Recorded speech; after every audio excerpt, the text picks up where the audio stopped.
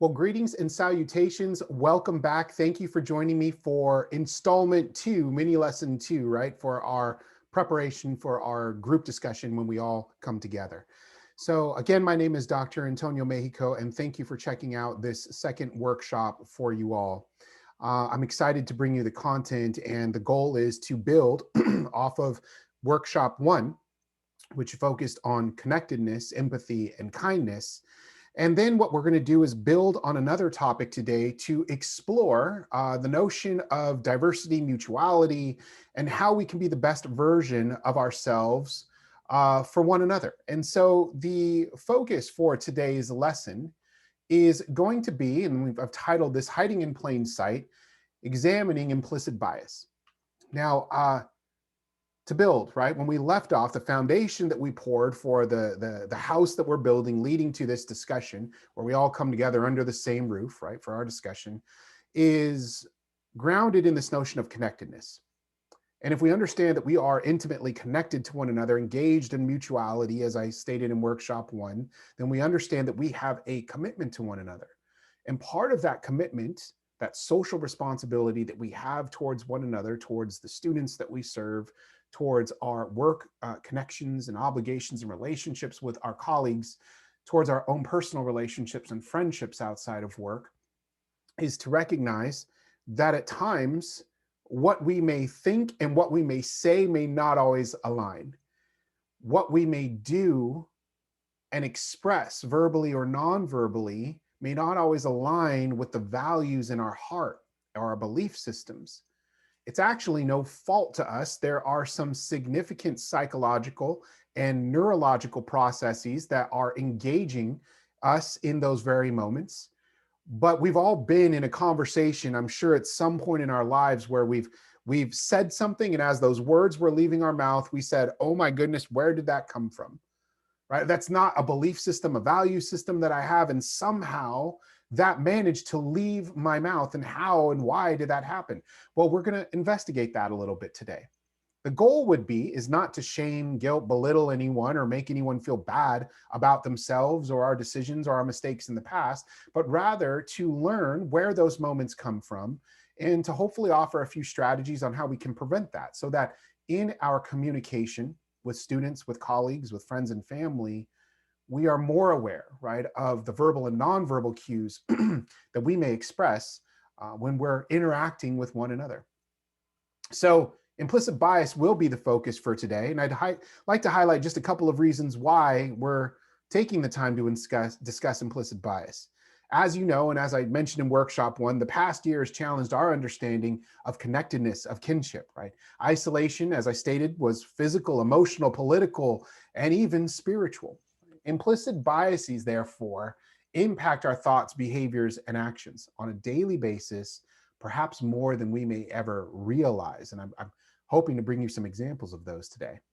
If we leave our implicit biases unchecked, what happens is that creates conditions for larger individual and social problems. They begin to swelter, to grow within us. Our biases can become beliefs. Our beliefs can become actions and behaviors. And so those words that we've been hearing a lot of recently, like prejudice, discrimination, and the isms, they take root in these conditions. So therefore, it's really important for us as professionals and just human beings to be aware of our implicit biases. And that's a little bit of a contradictory statement when I say be aware of our implicit biases, but I'm going to explain how we can do that in a second. Examining, acknowledging, addressing our implicit biases allows us to be the better version of ourselves, right? The better version of ourselves as professionals, as coworkers, as family members, right? As husbands and wives and all of these things. And so dismantling our biases allows us to live up to, and I think this is the most exciting piece for me about addressing implicit biases, allows us to live up to our professional and our spiritual obligations, right? Many of us, depending on the fields that we teach in, will have some sort of licensure status, some sort of ethical obligations or code that we live by, standards. And when we identify as Christians, then we have a obligation, right, that our faith be manifested by our works. We have to ventilate, right, the teachings of Christ, the spirit, right, the aroma of Christ, right, through our interactions with one another. Addressing our implicit biases will assist in that. So let me give you a quick background. I'm big on quotes, and I'm hoping this will contextualize the reason for the training, right? Let me just kind of shrink my head here so it's not so giant. There we go. And you can see the slides. So I'm big on quotes, and I think that sometimes quotes have a really eloquent way of narrowing down our focus, right, for a topic or a discussion. Erik Erikson had said that the more you know yourself, the more patience you have for what you see in others. This notion of that our interactions with one another is not so much about the other, but about the one, us, okay? Now, Gandhi had said that our greatest ability as humans is not to change the world, but to change ourselves. I think that's a really powerful notion to consider, right? Is that the more work we can do on ourselves, the better versions of ourselves that we can be, the better our interactions are with one another. We know that in basic psychology and when we study in the behavioral sciences, we know the damage that can be done when we harm another human being, because we rob that human being of the dignity, of their respect, of their self-confidence, of their humanity. And when a person lacks respect, dignity, humanity, they go out and hurt others. There's a saying in our field that we say, hurt people, right? So ultimately, if we can work on being better versions of ourselves, that will ultimately lead to a change in the world. There's a really great poem by Edwin Markham that said, he drew a circle that shut me out, heretic rebel, a thing to flout, but love and I had the wit to win. We drew a circle that took him in. That's really the heart, the core, the marrow of what I like to say of our discussion today, is not so much about how we focus on drawing circles that create people on the outside of those circles and leave people outside on the margins of society, but rather create opportunities through our own self-reflection, behaviors, words, and actions to allow more room to expand our circle, to allow people in. Where, as Father Greg would say, we run so far to the margins that they seek to exist anymore. Let's go with that theme of margins for a second here, because I want to make a couple of connections. As you know, I'm a social worker, right? So my job is to literally to run to the margins, right? To run to those who, if you look at society as a piece of paper, if you can see the cursor on my screen, the individuals that we place in the middle of this piece of paper are what we consider to be mainstream, sometimes described in descriptors as normal, sometimes using this term usual. And what happens is when we begin to put people in those boxes, we begin to push others to the outsides of this paper, don't we? We find that individuals who don't look like us, sound like us, come from where we come from, eat the same foods as us, have the same abilities as us, we push them to the margins. The term that we call this is marginalization, right? When we push other folks from the middle, the mainstream of society to the outside.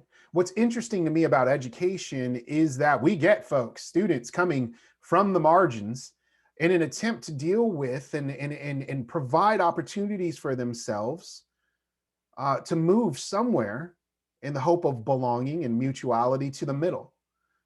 And probably the biggest honor that I have as being an instructor, a professor, is providing opportunities for those students who have been raised in the margins to find some sense of belonging and purpose and dignity to where they can assist others in bringing them away from the margins as well.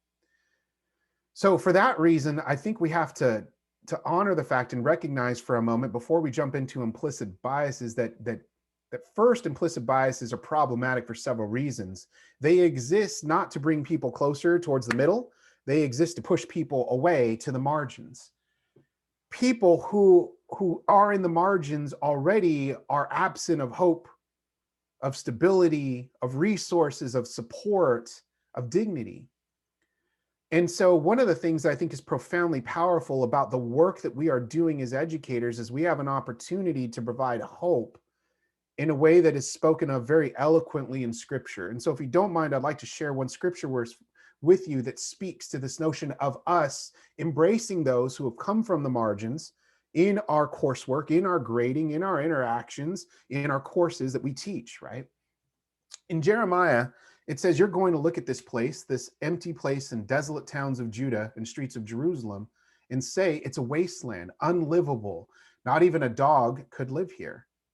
But the time is coming when you're going to hear laughter and celebration, marriage festivities, people exclaiming, thank God of the angel armies. He is so good. His love never quits. And they bring thank offerings into God's temple. I'll restore everything that was lost in this land. I'll make everything as good as new. I, God, say so. I absolutely love this scripture verse because it talks about what it's like to live on the margins. It talks about this empty and desolate place, right? That's unlivable. Not even a dog could exist. And then God's telling us, but hold fast, right? Hold on, right? There's going to hear laughter. You're going to hear laughter again. You will have celebrations again in your life, right? I will make everything as good as new. I can restore, I can fix all of this. I, God, say so. We're reminded of the fact that in those darkest moments of our lives, those darkest moments of our students' lives, there's an opportunity, a beacon for hope, right? In those moments. And how amazing is it that in our careers, we can be a beacon of hope on behalf of God's work, right? In order to provide these opportunities to bring people in from the margins. So that's really the marrow of what we're trying to get to, right? I'm gonna just talk about the technical issues associated with how implicit biases manifest themselves, where do they come from, and then how can we unlearn, dismantle those biases so that we can do this work, right? Not our work, but God's work in bringing people from the margins to a place where they're in mutuality, in dignity with one another. Let's talk about some key terms first, just so that we're on the same page with my use of these terms as we move forward, right? Words can mean many different things to many different people, so it's important to kind of contextualize this. When I refer to bias in the training, what I'm going to be doing is referring to bias as a preference, and this is important to understand, for or a prejudice against a person or a group of people. Why implicit bias is so powerful in pushing people to the margins is it doesn't mean that every implicit bias that we carry is necessarily, I'm sorry about that, don't know where that cognitive jump came from, necessarily a bad one. In fact, what we'll learn about implicit bias is we can actually carry a preference for specific groups that leads us to leave others out. So we may provide opportunities, not necessarily to deny someone else of an opportunity, but to readily provide that opportunity to another group or individual first, simply because we hold them in higher esteem and we don't even realize it. So I'm going to talk about that. Prejudice is a preconceived opinion that is not based on any reason or actual experience. Some people walk around with a lot of hate in their heart, saying they dislike this person or that group. And when you ask them why, they just say, well, that's how I was raised. That's the way it's always been. Or these people have done this and that. And then when you ask them, have you ever interacted with anyone? Do you know anyone? Do you have any friends of that background? Whatever the case is, they will know. All right. It's just, I've heard this, so it must be true. Now, discrimination is a little bit different from prejudice. Discrimination is when we behave on those prejudices.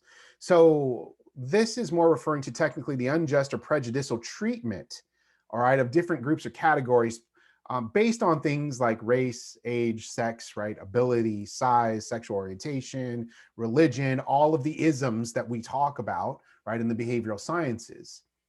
So when we get to implicit bias as a definition, it's important to unpack what that means and what it involves, okay? So implicit bias is a term that was first coined back in 1995 by two psychologists, Bonnie and Greenwald. And they argued that social behavior is largely influenced by unconscious associations and judgments.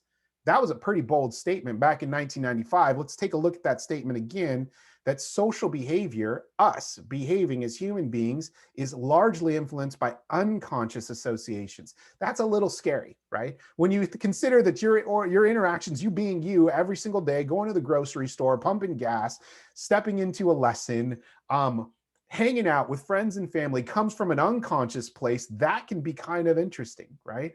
And so this kind of rocked the behavioral sciences world for a second, saying, wait a minute. What you're saying is that the knowledge we've accumulated, does that mean less than our subconscious, our unconscious intentions? Where do we fit in with that? Now, I want to compare the implicit bias definition from a behavioral science perspective with that of a neuroscience perspective, because when you take both of those and you meld those together, what we start to see is a more comprehensive example of how Bonahij's and Greenwald's statement does start to hold a lot of weight. It makes a lot of sense when we put those two together.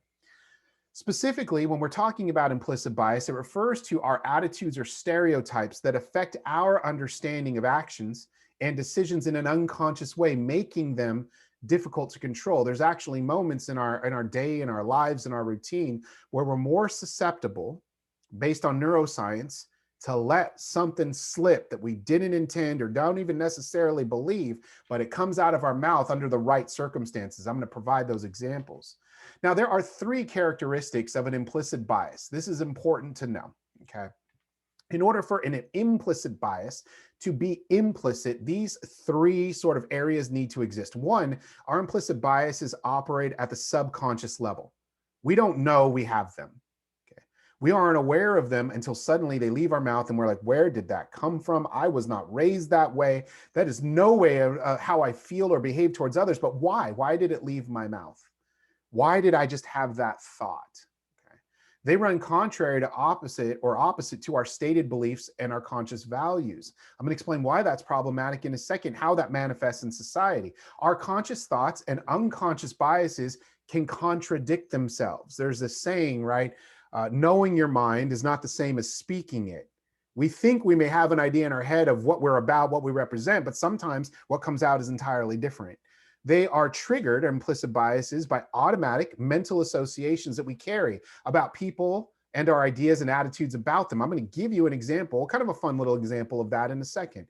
And most of these develop at a young age without us realizing it. Usually what science tells us, around the same age, that 5-year-old mark roughly, when other social constructs are coming into play, our understanding of race, our other understanding of gender, even as we wrestle as a toddler around this image of death and what that means, at the same time, we're also building an understanding of groups that look like us, that are different than us, and we start to place them into those boxes. Think back to the first lecture, placing people in boxes, friend or foe, safe or in danger, right? Run to or run away, right? This is that notion, that psychological concept of fight, flight, or freeze, right?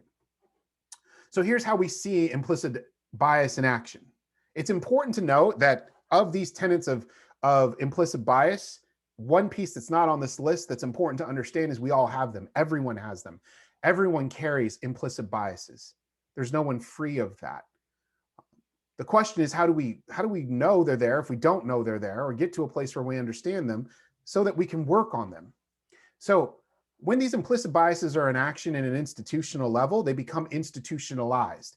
So if someone has an implicit bias on race, and you have enough people working within one institution, system, organization that carry similar biases, then that's how an institution can have institutional racism. If there are enough individuals working within a system or organization or business that have a bias towards gender, this is where you would have sexism institutionalized. Okay, you see how it carries so on, so forth and so forth from there. This is how it manifests in our society.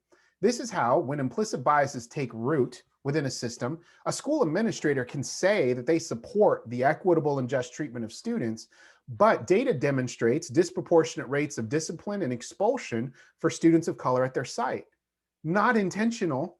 These are good folks that are working in the fields of education and things like this, but because we're unaware of the biases we carry, we inherently begin to treat people differently without knowing it. And this manifests on a large scale when you put that context into a large social system. A business may welcome a diverse pool of applicants, but the company's workforce may fail to represent the diversity of the surrounding community. Does that make everyone in there this explicit racist that hates other people from other races? Absolutely not. Absolutely not. However, the danger is if we don't address the implicit bias that we have towards diversity, either favoring or unfavoring other individuals, it can become a systemic problem. Helping professionals, right? Social workers, therapists, psychologists may fully intend to serve all clients with the same quality, yet when we look at data such as billing, therapeutic services, length of service, things like this, or even time invested based on location, age, or mental health status, we start to see variations in populations. Some get more services than others. A law enforcement agency may express a commitment to protect and serve its community, but when we look at the data of that agency, it may reveal disproportionate policing and arrest data impacting specific regions of a city or specific folks in a community. So saying things like we want to protect everyone, but when we look at who gets arrested, it's primarily one group from one area. Well, that can be a problem if we don't address it. An institution, right, may commit to a well-rounded education, but when we examine the curriculum, right, does not necessarily offer perspectives from a diverse pool of scholars, theorists, or even worldviews. So students may at times be sitting in class thinking, will I ever see a theorist that looks like me? Will I ever read a scholarly article with a last name that I can recognize? Have I ever had a professor that maybe comes from a specific background, maybe as a person of color, or maybe as a specific gender, or maybe has a specific area of focus or life experience?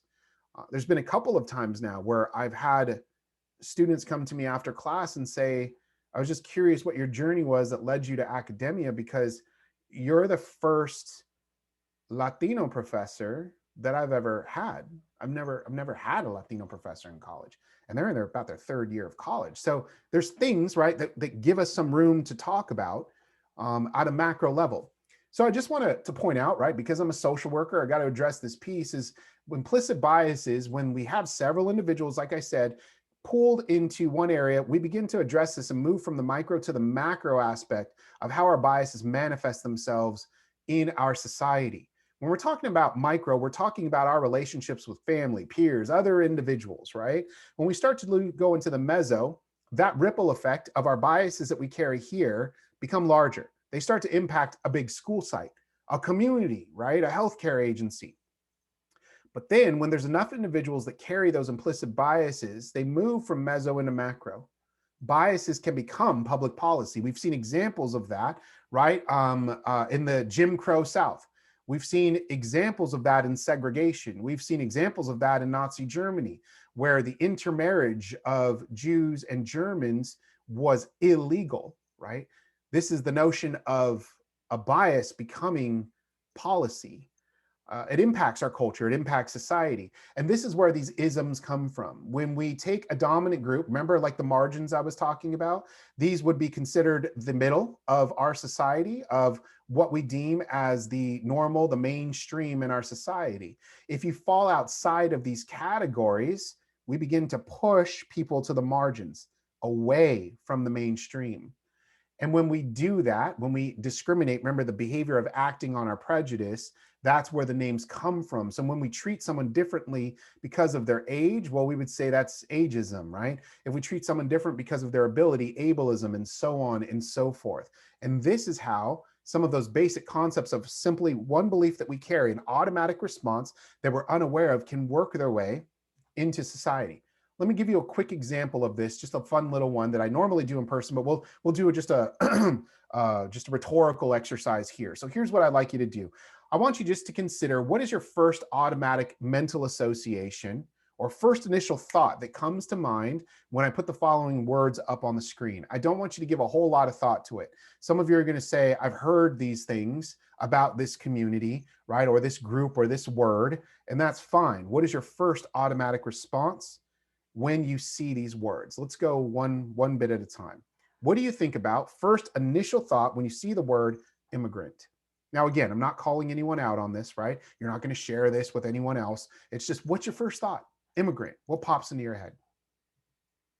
What pops into your head when you see Compton? What's the first thing that may come into your head? Think about that for a second. What about East LA? You hear East LA, you see East LA on the screen, boom, first thing that comes to mind. What about the suburbs? Let's talk about that. What do you hear about the burbs? What do we hear about it in society? What's our first automatic mental association? What do we associate with diabetics? What's the first thing that we think about with diabetics? What about someone that works 3 or more jobs? What do we think about with someone that works 3 or more jobs? So, fun little exercise here. Many of you had some automatic associations, right? And let's just kind of call it what it is, right? We've heard other folks characterize some of these words very specifically, right? Immigrants can be dangerous. They're here to steal our jobs. They come with diseases, right? Some people may have said, well, they're hardworking. You know, that's maybe you associate a family member with it. Some people will say Compton and also East LA, dangerous, poor, gang infested, right? All of these other things. Some people may say, well, the burbs, that's an area where you live when you got money. Some people even categorized race by that and pictured a specific race that lived in the burbs. Some people will say, well, that's a place that's safe. It lacks crime. When we think of diabetics, some people may have said sick. Some people may have said lazy, fat, overweight, whatever the case was. And we may say someone that works 3 jobs or more may be in desperate need, single mom, struggling, all of these other things. Just the fun exercise is I'd like you to think back to workshop 1 when I introduced my bio. And then remember I had those slides on the little personal tips about me, right? About the Dodgers and Marvel and Star Wars and my wife and my daughter and all of those things. Well, these are also descriptors of who I am. So I came from a family of immigrants. Both sides of my family have immigration patterns involved. My grandparents on my mother's side were both from Chihuahua, Mexico. They immigrated to the United States and they moved to East LA. On my father's side of the family, and I'm multiracial, so just something else to share with you, right? So I'm Mexican. And then on my dad's side of the family, my grandparents, my grandfather was from Cavite City, the Philippines. He immigrated to the United States, became a chef in the Navy, and was stationed in Pensacola, Florida, met my grandmother. My grandmother is Creole. She's a mix of African-American and Native American Seminole. They met, didn't like the segregation and discrimination that was going on in the Deep South, and tried to flee after that to come to California, only to discover that the segregation and discrimination existed in California as well. In fact, they ended up buying a home in Compton, not because they didn't have the money to move into another neighborhood, but because they weren't legally allowed to purchase a home in other areas of LA County. Back then, race lines were divided. It was called redlining, where if you were a certain race or ethnicity, you actually couldn't purchase homes in certain parts of town. So my family lived in Compton. I live in the burbs now, moved from the burbs, grew up going back and forth from East LA and Compton in the military with my dad being in the military. And we settled in the burbs in Colton, okay? I am a type 2 diabetic. People may assume that because I'm overweight, I'm also lazy. What we also fail to recognize, right, is diabetes also runs genetically in the family. I go for walks every day. I generally try to watch what I eat. Didn't save me, right, from the diabetics. Genes caught up eventually, right? So, and then finally, yeah, if you were to look at my career in terms of where I collect paychecks from on a daily basis, you may say, yeah, I have 3 or more employers. Do I choose to work that many jobs or that much because I have to?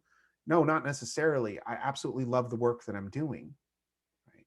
So sometimes the point of this exercise is to illustrate that the automatic associations that our brain pumps out and just thinks about, just gives us, presents before us, hey, you got this word immigrant, here's what it is, and we make a judgment on someone without knowing them, they don't necessarily line up with our values. I know the majority of you have no issues, right, with treating other individuals for the dignity that they deserve. Yet these automatic associations are powerful because we're bombarded with them on a daily basis, and they make their way into our behavior of others, our perceptions of others, our judgment of others. So let me just talk about a couple of things really quickly on why that's problematic for us, and we'll move along, right? For those imposing implicit biases upon others, we miss opportunities to form diverse and meaningful relationships. We create cultural blinders. We unintentionally negate another person's identity or value. Imagine if you had made judgment on me off of this list rather than the first list that I presented to you, right? Um, Behaviors are misaligned, right, with internal values. Confusion, anger, defensiveness can set in because someone may call us on a bias that we didn't realize we stated, and suddenly we're like, wait a minute, hold on, that's not what I meant. Please don't judge me with that, right? And we can become angry or defensive. We can be perceived sometimes by students, community members, other professionals, whatever the case is that being detached or tone deaf. We don't mean to be. We're trying to be responsive. We all carry the implicit biases, but that's not how it necessarily comes across to someone else we're interacting with. So for those individuals who have a implicit bias placed upon them, it can lead to some other factors. Hyper awareness of social perceptions and settings, constantly worrying about, are you going to fit in? Look, I'm different from everyone here. Look, I don't sound like everyone from here. Look, my ability is different. There's a change in behavior based on setting. You never can really settle in and feel like you could be yourself anywhere. There's a saying in Spanish, ni aquí ni allá, of neither being here nor there. And what this is really a cultural representation of the fact that even within one ethnicity or even a race, okay, there is a delineation, a stratification, if you will, of membership within that race. So for example, in Latinos, if you don't speak Spanish fluently, if you choose to have your flour tortillas instead of corn with a certain dish, you're going to be put on a pedestal, a hierarchy of Latino-ness, okay? And what happens is that you can have in one family, I go to sit with my Mexican family and have dinner, but I'm multiracial. I'm not purely Mexican.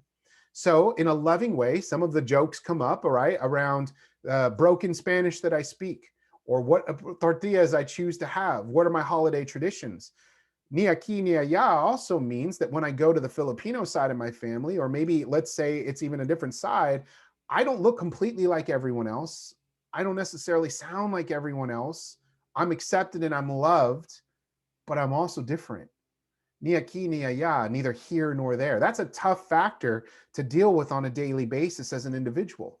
We refer to this in anthropological terms as the cultural cringe theory. When we become embarrassed of our own race, nationality, or other physical or personal attribute, our ability, our language, whatever it is, we may be, let's say being Latino, I look at another Latino and I see them carrying on and having a good time, but because of the social setting, I become embarrassed. Because I'm thinking in this implicit bias, what if they're being too loud? What if they're offending someone else? Oh my gosh, and you're looking like this and you're kind of ashamed. That's cultural cringe theory. When you're literally embarrassed of your own group, okay, because of that. In social justice terms, we refer to it as internalized oppression. This is where this inferiority complex exists, where adults, professionals are looking around the room and saying, I can't be as smart as that person. I'm not published enough as that person. I haven't spent enough time in the field as that person. Who am I to be doing a workshop? Who am I to be writing a book? And all of this, what we call imposter syndrome, sets in. Okay. This can lead to feelings of anger or resentment. It can also lead to a crisis of faith, where people are saying, why was I made to not fit in? Where can I find an existence of mutuality, of kinship, of belonging with others?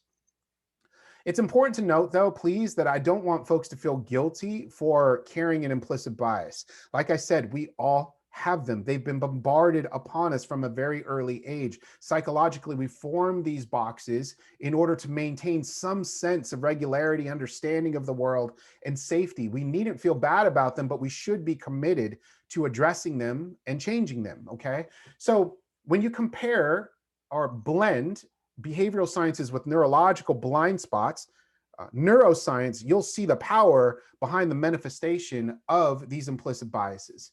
Let me give you some reasons behind the science of the brain very quickly. Our bodies send about 11 million bits of information per second to our brain, per second. All right, our brain is processing this at any given time. You may be listening to the presentation. You may have a dog barking in the background. You may be hungry and worrying about what you're going to have for lunch. Maybe your spouse is going to be coming home and you're going to be going on a date night or whatever the case is, or maybe not in COVID. I don't know. You got a call from, the school about missed homework for your kid and online learning. You are processing information, the temperature of the room, the background sounds. All of this is bombarding your psyche every moment. The majority of our tasks, however, are processed out of the conscious awareness of our brain automatically. our brain doesn't really like to work too hard. Our brain actually prefers what I call cognitive shortcuts to stay in what is called a system 1 mode of thinking. Neurologists have broken some of our thinking into system 1 and a system 2 type of thinking. I'm going to unpack those in a second for us. Our biases, all right, these implicit biases have a nasty way of coming forward and arise in an attempt to really try to find patterns and navigate this overwhelming 11 million bits of information that we're trying to process. It's important to understand them when we carry these biases. They're formed from our environment, things like culture, media, family upbringing, experiences, all of these. When we've grown to love someone, that shapes a bias. When we've been mistreated by someone, it shapes a bias. Some of those biases, many of them we're not even aware exist until they manifest themselves. Implicit bias is the result then of taking just one brief cognitive shortcut inaccurately. And suddenly we incorrectly rely on this unconscious stereotype and we find ourselves with our foot in our mouth. That's exactly what happens, okay? And especially when we are under high levels of stress, we are more likely to rely on these biases rather than really looking into an issue. So here's the challenge, right? The past year, as I've said before, I don't think any of us have been without stress. We haven't been without conflict. We haven't been in a time where we've felt settled, stable with a lot. And we know that through neuroscience, when we are stressed out and angry and upset, we are prone at those very moments for our implicit biases to bubble to the surface of our consciousness. The science behind that is pretty fascinating, and I'll explain it really quickly. Again, you've seen the triune brain, right? But the prefrontal cortex here, this piece that of our brain that manages our system level thought, our learning, our interpretation of the world around us, our analysis of what we are experiencing.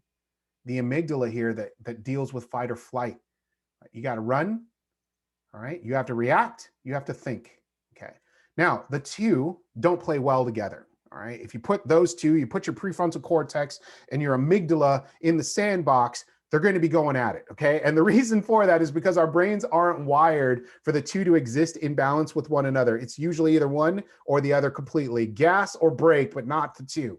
All right. So your prefrontal cortex, when it's engaged and you're engaged in thought, you're solving a problem, engaged in a stimulating conversation, you're trying to learn something, your prefrontal cortex is activated. Your amygdala is chilling. Your amygdala is sitting back and saying, I don't really need to do much right now because I feel safe. I'm deep in thought. The problem is if you heard a loud bang, a gunshot, a threat suddenly going on wherever you were in that deep thought, what happens? You're no longer in that deep thought anymore. You're not concerned with the other opinion of the person. What do? You duck, you run, your breath starts to become shallow, your palms begin to sweat, the hair on the back of your head comes up, and that's your amygdala saying fight, flight, or freeze. Fight, flight, or freeze, and it's releasing cortisol into your brain. If you look at that as a seesaw, if your prefrontal cortex is engaged, your amygdala is down. If your amygdala is stimulated, your prefrontal cortex drops. So when we are stressed, our amygdala is working a little more than it needs to, which means the processes of our prefrontal cortex have declined. This is why that implicit bias, that automatic association, hey, that person's from Compton, all of a sudden, boo, leaves our mouth, and suddenly we've said something that we didn't realize. We call this system 1 and system 2 type thinking. Our brain likes to be in system 1 where we're comfortable. There's actually a difference between the two, and very quickly I'm going to explain it. System 1 is the brain's fast, emotional, unconscious thinking mode. This type of thinking requires little effort, but it's often error prone. Most everyday activities, like when we're driving, talking, cleaning, make heavy use of system 1. We as academics like to be in system 2 as much as possible. But if you notice, most of our job, right, most of our life as we're moving through is really system 1. System 2 is the slow, logical, effortful, conscious thought where reason dominates. We like to have those conversations, right? We like to do that when we're teaching. But the reality is when we're sitting on our computer and eating a sandwich, maybe you're just tuned out and listening to some music, we're in system 1. Let me give you some examples of the difference between the two. If you're cooking a familiar recipe with your family, right? You've done that recipe over and over. You know it like the back of your hand. Let me give you an example. We make tamales every Christmas Eve, all right? So we're making tamales, the family's sitting around the table, we're joking, we're carrying on, we're having a good time. No one is reading a recipe, right? We know exactly how much masa to spread. We know the combination of the chile and the oil and the spices and the pumpkin seeds and all of these other things. We just know. You don't need to think about it, right? So you're just moving along. But what if you were cooking a recipe that you have never tried before? It's foreign to you. It's not in your wheelhouse of cuisine that you've cooked, right? That's where you see someone, right, that is, they're at a family gathering and they're cooking a recipe and they're leaning over the counter and appliances are going off and they're reading the recipe, right? And someone comes in, they're like, so how's your day? How have the kids been? How's it going? And that person's like all irritable, right? And they're like, get out, get out. I can't talk to you right now. That's system 2 thinking. See, you may have cooked 1,000 dishes before, but you haven't cooked this dish. This dish requires your prefrontal cortex to be engaged and to focus on what is happening.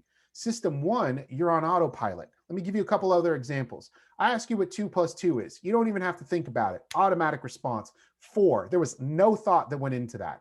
But if I ask you what 12.4 times 18.80 is, you need time to think about it. You pause for a second. Maybe bust out the calculator, right? A baseball player swings a baseball bat. Justin Turner at the plate, knocking it out of the park. System 1 thinking. Automatic response, muscle memory that athletes practice all the time. They live and breathe the sport and the motions associated with it. But if you gave Justin Turner, and I don't know if this is the case, it's just a quick, guess. I don't know if he golfs, but if you gave Justin Turner a golf club instead of a baseball bat and said, drive that golf ball down the green, a lot of baseball players are going to have an issue with that because swinging a baseball bat is entirely different from learning how to swing a golf club. You have to focus suddenly on that. So the fact that you're an athlete doesn't mean you can do every sport well because it requires a different mode of thought. Driving to work. Have any of you driven to work and you're just suddenly like, I'm here? And you don't realize, you don't remember half the drive on the freeway? A little scary, right? But try driving to work, right, just driving in another country. Try driving in another state. It can be terrifying, right? You know how to drive. You have your driver's license. You probably do it every day, but your brain is on autopilot, system 1, because the route is familiar. You don't have to think through it, okay? Shopping in your favorite grocery store. Shopping in your favorite grocery store after they've remodeled. How many times have you seen that customer, right, yelling at the manager of the store, where did you put the green beans? They always used to be here. Why did we move them? And they're like, we had to restock. That's because we've pushed someone into system 1, from system 1 thinking to system 2. No longer was autopilot able to be applied in the grocery store. You had to think about where to find things. You take your Apple or your Android, right, pre-update, right? We think we got it down. We're texting without looking. We are an ace on this device, and suddenly they do an update, and what happens? I look like I've never held a cell phone in my life before, right? This is the reality of how system 1 and system 2 varies in our mode of thinking. This is why our brain prefers to be in system 1 all the time, or at least as much as possible, okay? So it's important to understand that our students at times will carry biases towards educators, right? They bring their own implicit biases into the classroom. How many times have we heard or told or learned, right? People saying they believe that you're too old to be in touch with my needs as a young student. You're too young to possibly teach with any sort of quality. You could be too young or too old. You don't know what it's like to be in the real world, right? You lived a privileged life. Well, you're a university professor. You must have it easy. You must have just grown up in privilege, where we know that we're people too. We've come through trauma, abuse, maybe, challenges in our lives, poverty, instability, right?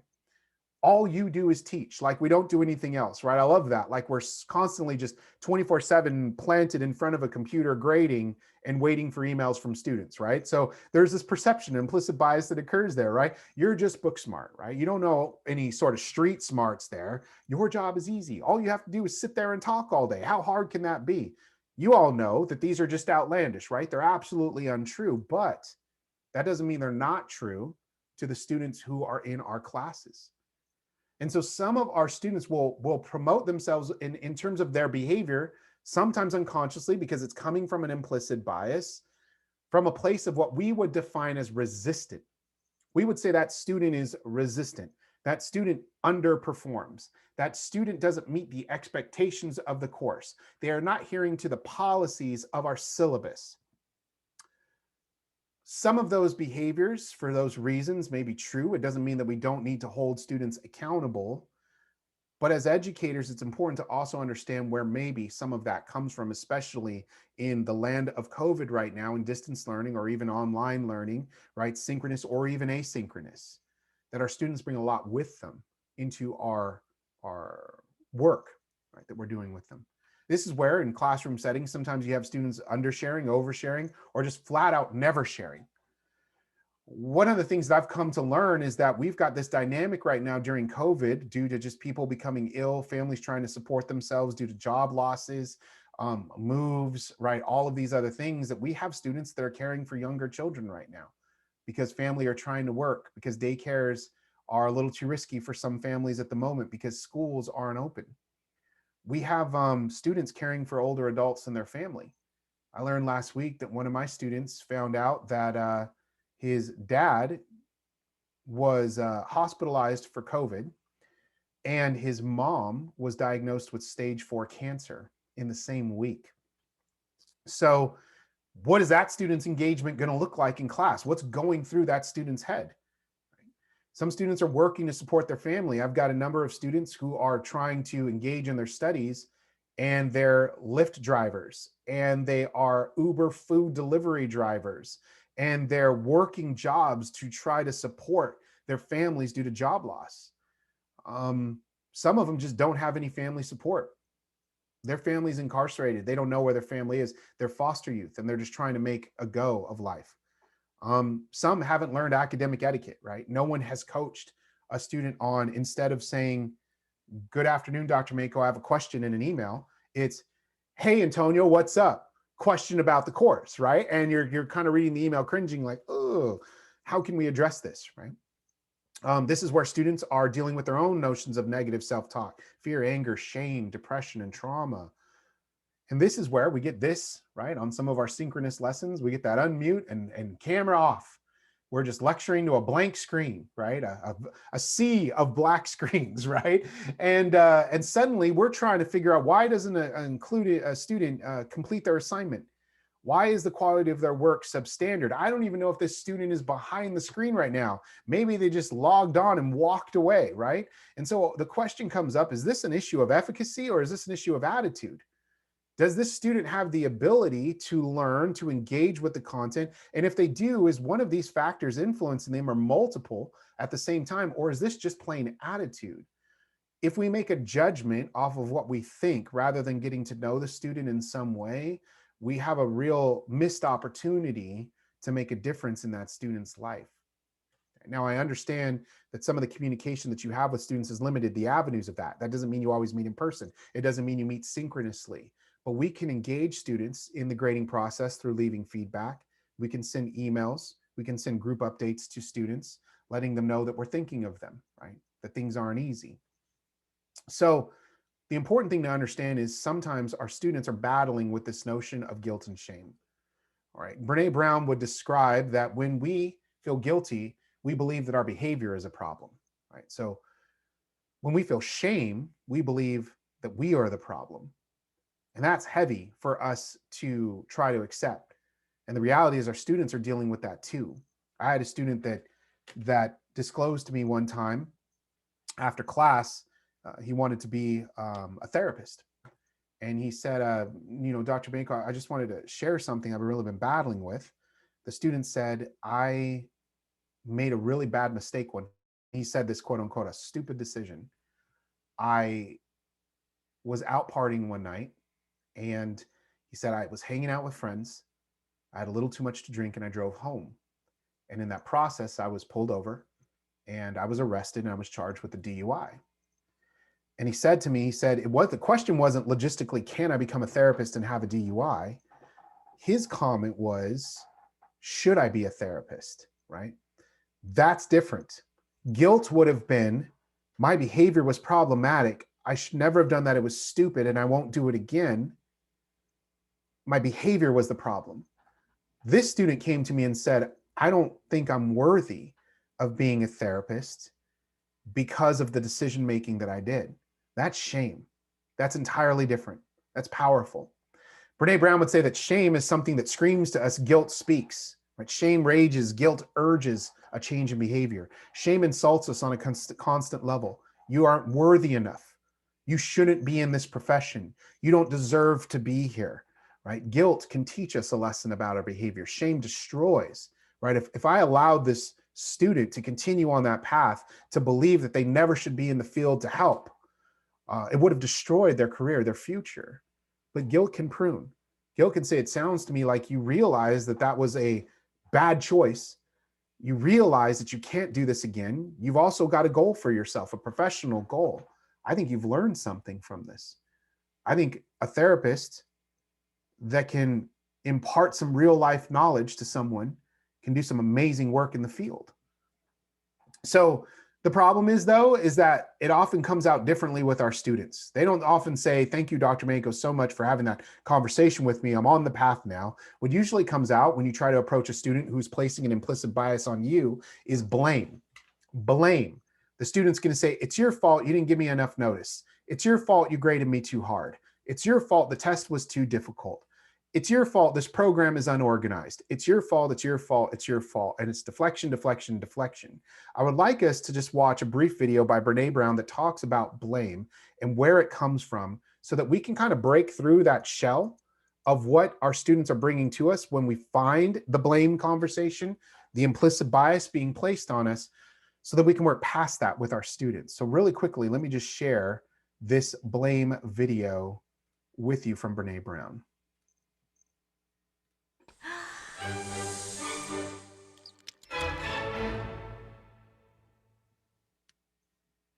How many of you are blamers? How many of you, when something goes wrong, the first thing you want to know is whose fault it is?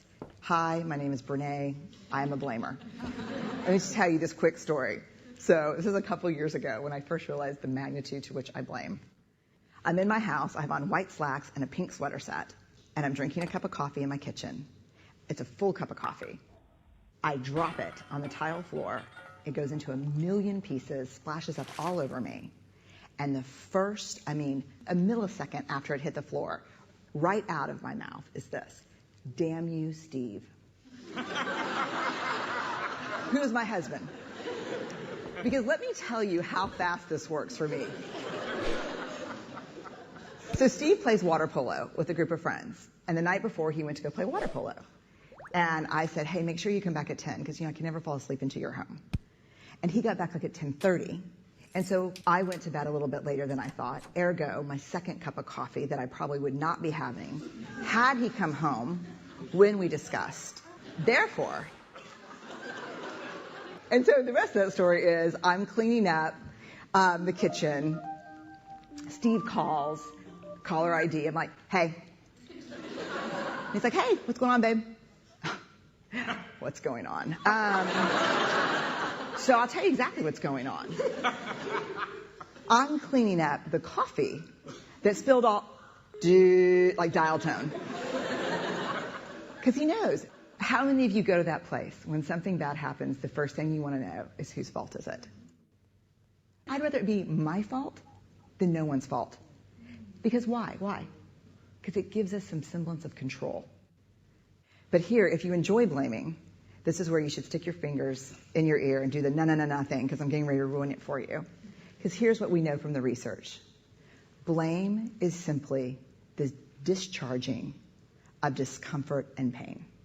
It has an inverse relationship with accountability. Accountability, by definition, is a vulnerable process. It means me calling you and saying, hey, my feelings were really hurt about this, and talking. It's not blaming. Blaming is simply a way that we discharge anger. People who blame a lot seldom have the tenacity and grit to actually hold people accountable, because we expend all of our energy raging for 15 seconds and figuring out whose fault something is. And blaming is very corrosive in relationships, And it's one of the reasons we miss our opportunities for empathy. Because when something happens and we're hearing a story, we're not really listening. We're in the place where I was, making the connections as quickly as we can about whose fault something was. Okay, so I wanted to share this with you because if you notice, Brené Brown unpacks this notion through her research of blame, and it's really powerful. The concept that blame is a discharge of pain and discomfort. So how many times, and I'm just going to bring my slide up again, have we tried to hold students accountable when they've placed an implicit bias on us and suddenly the blame starts to happen? One of the things I've learned is to begin to try to dive a little bit deeper into my understanding of the student.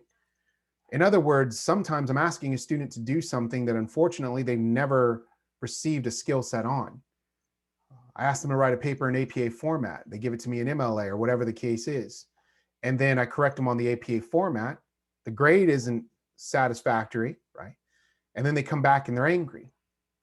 I've asked students to dive into connecting theory to practice, but they're struggling still with examples of where in the real world a theoretical framework might apply.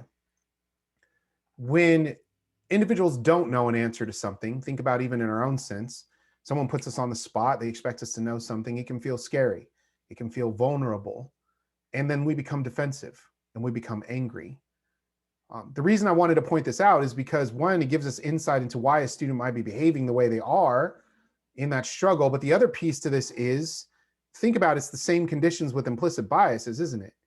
When we're stressed out and when we're angry and when we're frustrated and when we're scared because we don't know and we're afraid we're going to fail a course, all of a sudden, boom, discharge, implicit bias, venting, right, of pain and discomfort and placing that on you.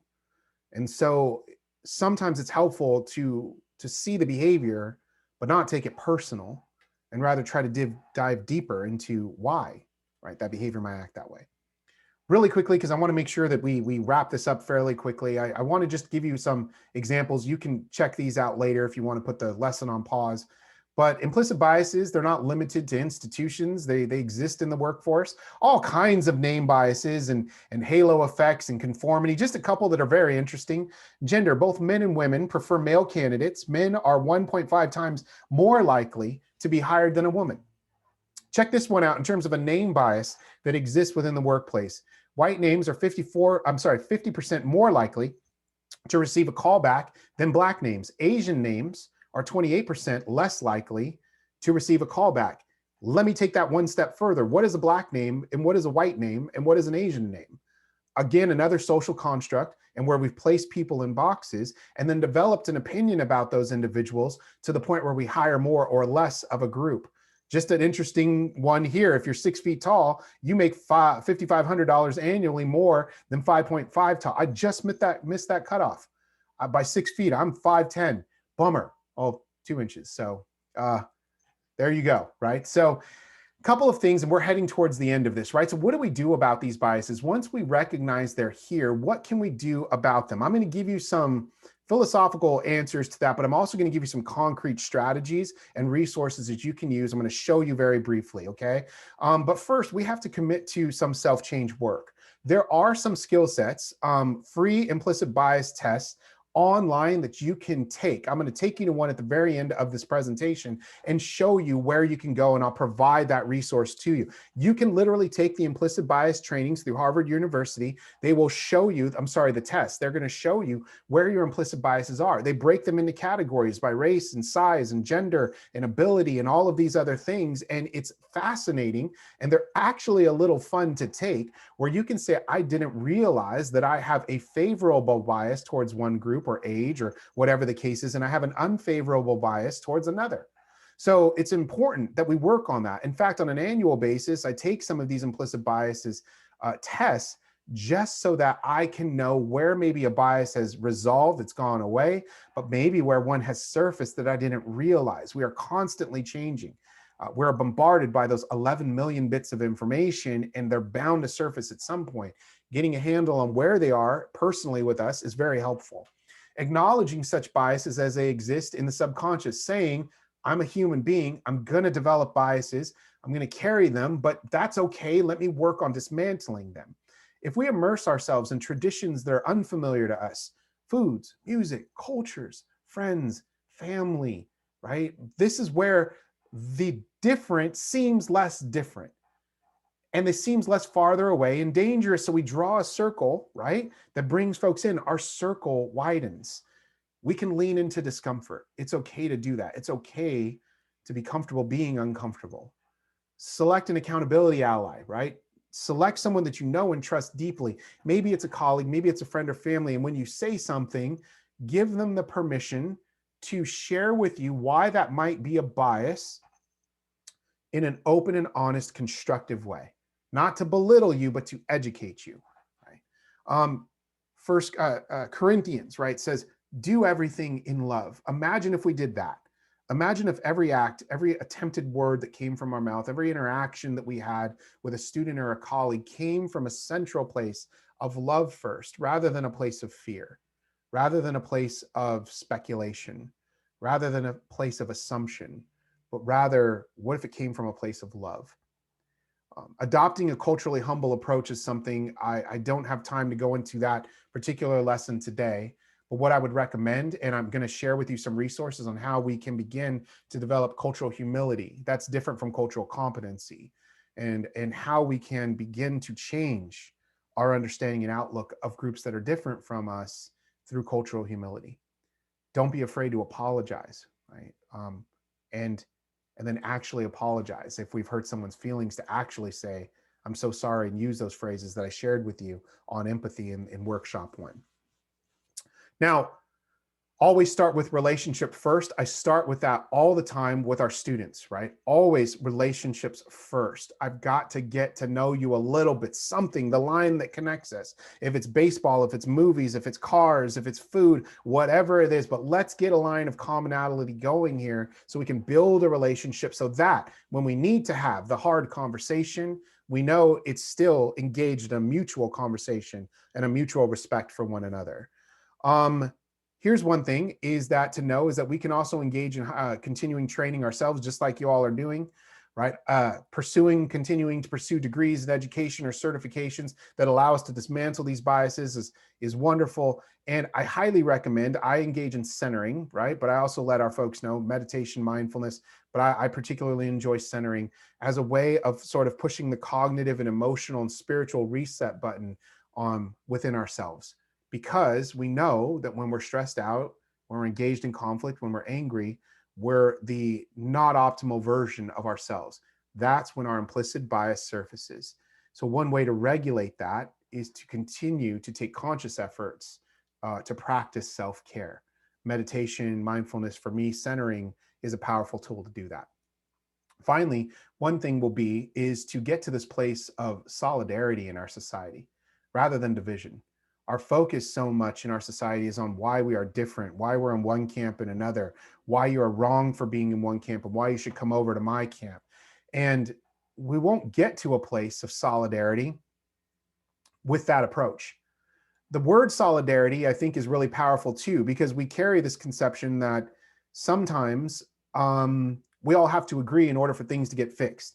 That the student has to agree and I have to agree, or society has to agree with me in order to move forward. But solidarity teaches us something different. Solidarity comes from the French word solidariser, to join together in liability. It means to be mutually dependent upon, to make a common cause with, So that doesn't mean that we have to agree on everything. It doesn't mean that we have to be the best of friends all the time, but we do have to find an essence of mutuality and responsibility towards one another in order to belong to one another, right? Like Mother Teresa had said.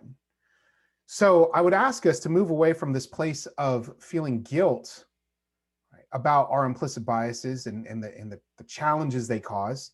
Because when we're in this place of guilt, we tend to focus on things like punishment and retribution, revenge, right? Defensiveness. We want to dismiss what's being brought to us and we get angry about it. So we want to move away from that. I would encourage us to move to a place of collective of grief as a society. collective grief, where we understand that when our implicit biases go unchecked, they do cause harm to one another. They're harmful.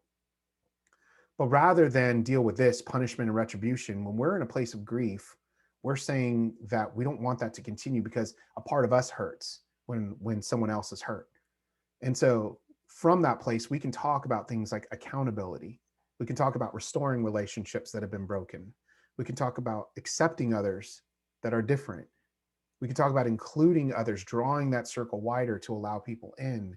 We can talk about having empathy, remember, feeling with other people. That leads us to this connection of solidarity. I'd like to end with one video today and some resources really quickly to show you, to tie this all together. There is a amazing video. Let me exit out of this really quickly, from Maya Angelou. And I wanted to share this video with you because it talks about this brilliant song and saying of being a rainbow in someone else's cloud. When we can address our implicit biases and really work to dismantle them, it enables us, as you'll see Maya Angelou eloquently describe, to be a blessing in someone else's life. And what does that mean, right? So just really quickly, 2-minute video. There's an African-American song, 19th century, which is so great. It says, when it looked like the sun wasn't gonna shine anymore, God put a rainbow in the clouds. Imagine. And I've had so many rainbows in my clouds. I had a lot of clouds, but I have had so many rainbows. And one of the things I do when I step up on a stage, when I stand up to translate, when I go to teach my classes, when I go to direct a movie, I bring everyone who has ever been kind to me with me. Black, white, Asian, Spanish-speaking, Native American, gay, straight, everybody. I say, come with me. I'm going on the stage. Come with me, I need you now. Long dead, you see?